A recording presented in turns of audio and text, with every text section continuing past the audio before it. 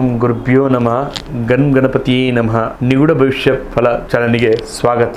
2026 ಯುಗಾದಿ ಹಬ್ಬದ ಎಲ್ಲರಿಗೂ ಶುಭಾಶಯಗಳು. ಧನಸ್ಸು ರಾಶಿಯವರಿಗೆ ಈ ವರ್ಷ ಹೇಗಿರುತ್ತದೆ ಎಂದು ಶನಿ ಮಹಾತ್ಮತೆ 7.5 ವರ್ಷದಿಂದ ಗ್ರಹಗಳ ಸಂಚಾರದಿಂದ ನಿಮ್ಮ ಭವಿಷ್ಯ ಹೇಗಿದೆ ಎಂದು ಈ ವಿಡಿಯೋದಲ್ಲಿ ನಿಮಗೆ ತಿಳಿಸಿಕೊಡ್ತಾ ಇದ್ದೇನೆ. ಈ ವಿಡಿಯೋನ ಲೈಕ್ ಮಾಡಿ, ಶೇರ್ ಮಾಡಿ. ಶನಿಯು ಈ ರಾಶಿಯಿಂದ 4ನೇ ಮನೆಯಲ್ಲಿ ಸಂಚಾರ ಮಾಡುತ್ತಿದ್ದಾನೆ. ಇದು ಸುಖ ಸ್ಥಾನ ಅನ್ನುವಂಥದ್ದು ಹೇಳ್ಬೋದು. ಇದನ್ನು ಅರ್ಧಾಷ್ಟಮ ಶನಿ ಅನ್ನುವುದು ಹೇಳ್ಬೋದು. ಈ ಜವಾಬ್ದಾರಿಗಳನ್ನ ಹೆಚ್ಚುತ್ತದೆ.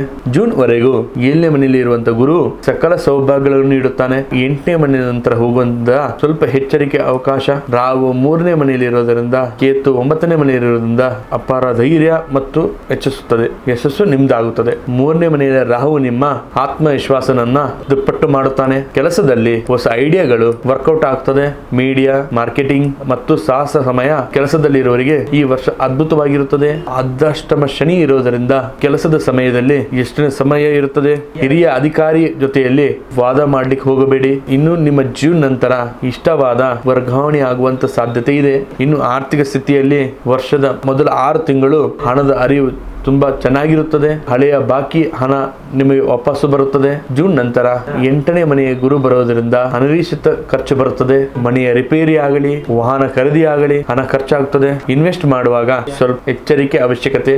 4ನೇ ಮನೆಯಲ್ಲಿ ಶನಿ ಇರೋದ್ರಿಂದ ಮನೆಯಲ್ಲಿ ಅಶಾಂತಿಗಳು ತರುತ್ತದೆ. ಕುಟುಂಬದ ಸದಸ್ಯರ ಜೊತೆ ತಾಳ್ಮೆಯಿಂದ ಇರಿ. ತಾಯಿಯ ಆರೋಗ್ಯದ ಕಡೆ ಸ್ವಲ್ಪ ಗಮನ ಹರಿಸಿ. ಇನ್ನು ಪ್ರೇಮಿಗಳಿಗೆ ಜೂನ್ ವರೆಗೂ ತುಂಬಾ ಚೆನ್ನಾಗಿದೆ.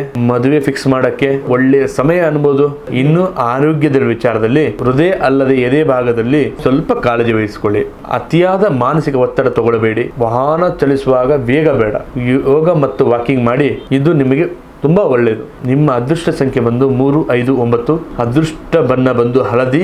ಪ್ರತಿ ಗುರುವಾರ ರಾಘವೇಂದ್ರ ಸ್ವಾಮಿಗಳ ಪೂಜೆ ಮಾಡಿ. ವಿಷ್ಣು ಸಹಸ್ರನಾಮ ಪೂಜೆ ಪಠನೆ ಮಾಡಿ. ಇದಾಯಿತು ಧನುರಾಶಿಯ 2026 ಯುಗಾದಿ ವರ್ಷದ ಭವಿಷ್ಯ. ನಿಮ್ದು ಧನುಷ್ ರಾಶಿ ಆಗಿದ್ರೆ ಓಂ ರಾಘವೇಂದ್ರ ಸ್ವಾಮಿ ಎಂದು ಕಮೆಂಟ್ ಮಾಡಿ. ಈ ವಿಡಿಯೋನ ಲೈಕ್ ಮಾಡಿ, ಕಮೆಂಟ್ ಮಾಡಿ, ಶೇರ್ ಮಾಡಿ. ಹಾಗೆ ನಿಮ್ಮ ಜೀವನದಲ್ಲಿ ಎಂಥದೇ ಕಠಿಣ ಸಮಸ್ಯೆಗಳಿದ್ದರೂ ಕೂಡ ನಮ್ಮ ಡಿಸ್ಪ್ಲೇ ಆಗ್ತಕ್ಕಂಥ ನಂಬರಿಗೆ ಈ ಕೂಡಲೇ ಕರೆ ಮಾಡಿ.